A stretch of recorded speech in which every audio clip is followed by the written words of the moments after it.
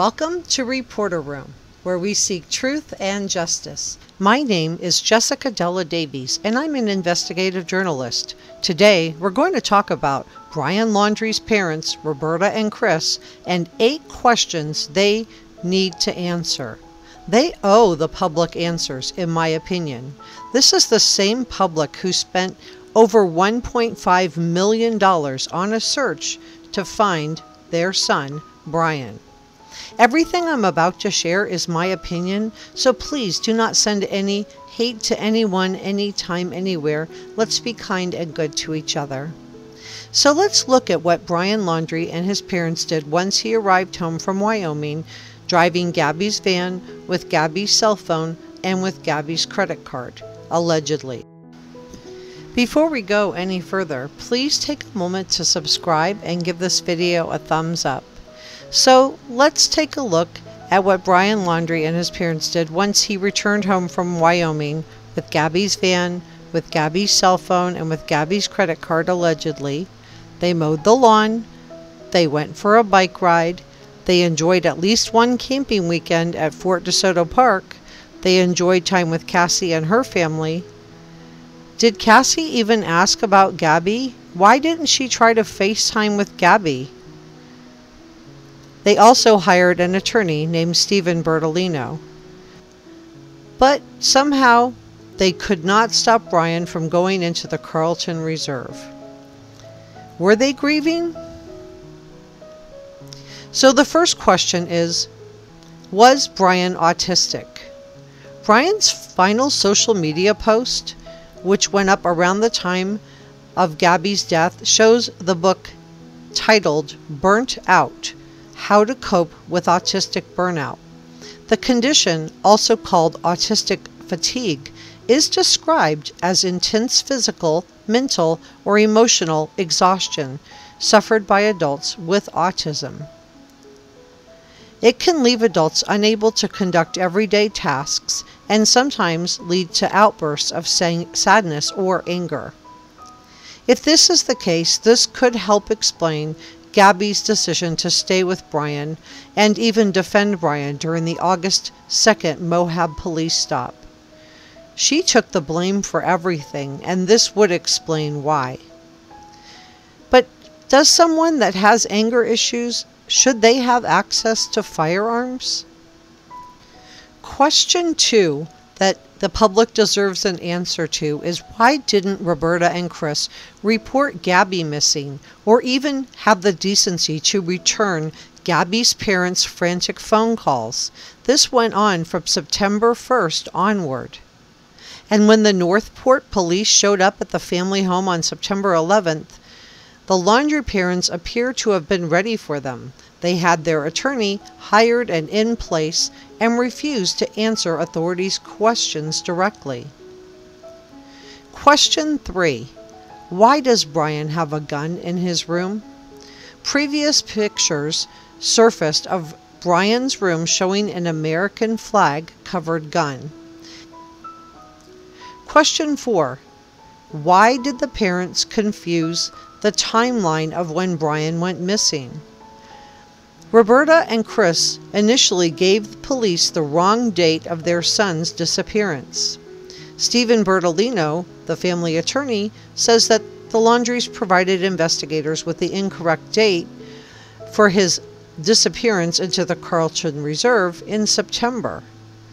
Brian, quote, left to hike in the preserve on Monday, September 13th, not Tuesday, September 14th, as was originally told to authorities. So how do you forget what day your own child goes missing? Question 5. Did Chris or Roberta buy Brian a burner phone at the AT&T store? Authorities are said to be looking into security footage taken at the store near his parents' home. A source told TMZ that Brian purchased a phone at the AT&T store on September 14th with a, quote, older woman. Was the older woman Roberta? This was the last day Brian's parents, Chris and Roberta, say they saw their son before he went off on the hike, before they changed their date of what day Brian left to, quote, go on a hike.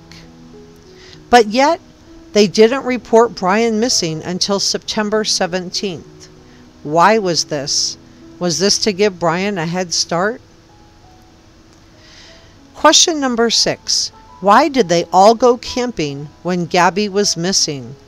The Fort DeSoto campground is 75 miles from their home. And we might not have heard about the camping trip if it hadn't been for Dog the Bounty Hunter. Dog says he received a tip that Brian and his parents had visited Fort DeSoto Park twice in September.